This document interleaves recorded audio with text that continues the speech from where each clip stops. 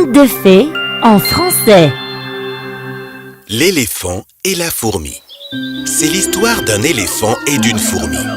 Une fois, dans une forêt, vivait un éléphant. Il était très fier de sa grande taille. Il embêtait toujours les autres animaux de la forêt et il se moquait d'eux. Un jour, tandis qu'il marchait dans la forêt, il vit un perroquet perché dans un arbre. Hé, toi! Qu'est-ce que tu fabriques ici? Tu ne me vois pas passer par là? Je suis l'animal le plus puissant de la forêt. Allez, prosterne-toi devant moi. Mais quoi? Pourquoi devrais-je me prosterner devant toi? Comment? Tu ne sais pas à qui tu parles. Je vais t'apprendre à me respecter. Le perroquet ne s'était pas prosterné devant l'éléphant. Alors, furieux, l'éléphant souleva l'arbre en entier et se mit à le secouer. Le perroquet, ne pouvant plus s'y asseoir, s'envola. Va-t'en, va-t'en! Envole-toi! Maintenant tu vois ce que je peux faire? Tu es si fragile en face de moi! Le fier éléphant reprit sa marche. Comme toujours, il alla à la rivière pour boire de l'eau. Juste à côté de la rivière, vivait une fourmi dans une petite colline. Chaque jour, la fourmi récoltait de la nourriture et chaque jour aussi, l'éléphant embêtait la fourmi. Et aujourd'hui ne sera pas un jour différent. Tandis qu'il buvait de l'eau, il vit la fourmi. Hé, petite fourmi! Où emportes-tu cette nourriture? Je dois l'emmener jusque dans ma maison. Il va bientôt pleuvoir. Je dois être préparée et récolter beaucoup de nourriture. Je vois. Alors, l'éléphant but de l'eau par la grande trompe et aspergea la fourmi. L'eau avait abîmé toute la nourriture et la fourmi était maintenant complètement mouillée. Ris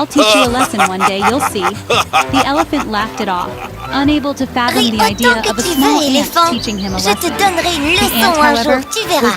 Oh, j'ai peur. Une minuscule fourmi veut me donner une leçon. Allez, va-t'en. Je pourrais t'écrabouiller sous mes pas. Retourne dans ta maison, minuscule. La fourmi était très en colère contre l'éléphant et sa fierté. Elle jura de lui donner bientôt une leçon. Je vais devoir faire quelque chose à propos de cet éléphant. Il ne peut plus embêter tout le monde comme ça. Le lendemain, alors que la fourmi sortait de chez elle pour récolter plus de nourriture, elle vit que l'éléphant était endormi. Elle imagina immédiatement un plan. Elle marcha rapidement vers lui et entra dans sa trompe. Une fois à l'intérieur, elle commença à le mordre. Elle n'arrêta pas de le mordre jusqu'à ce qu'il se réveille en hurlant de douleur. Ma trompe me fait si mal. Qui est à l'intérieur? Sors immédiatement. Allez, sors. La fourmi entendit ces cris et continua de mordre. L'éléphant avait à présent très très mal et il se mit à pleurer. S'il vous plaît, aidez-moi. S'il vous plaît. Qui est dans ma trompe? Sors. La fourmi entendit les pleurs de l'éléphant et sortit de sa trompe. L'éléphant était choqué de voir la minuscule fourmi. Il avait tellement peur que la fourmi ne le morde à nouveau qu'il s'agenouilla et commença à s'excuser. S'il te plaît, excuse-moi, je ne t'embêterai plus jamais. L'éléphant comprit son erreur et s'en alla. Il ne dérangea jamais plus personne depuis ce jour. Maintenant, vous voyez? Personne n'est grand ou petit. Nous avons tous nos propres capacités. Ne sois pas fier de tes compétences. Utilise-le pour aider les autres. Alors, les enfants, qu'avons-nous appris aujourd'hui? Que nous avons tous nos propres capacités.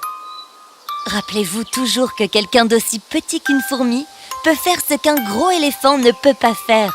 Est-ce que vous avez compris, les enfants? Tu as raison, la fée. On a compris maintenant. Tu sais que je t'ai vu embêter Sally juste parce qu'elle avait peur de l'eau. Ce n'est pas très bien tout ça, tu sais. Je suis désolée, nous ne l'embêterons plus jamais. En fait, nous allons l'aider à faire face à sa peur. Nous allons vraiment l'aider, tous ensemble, oui madame. Eh bien, c'est très bien. Je suis si fière de vous tous maintenant.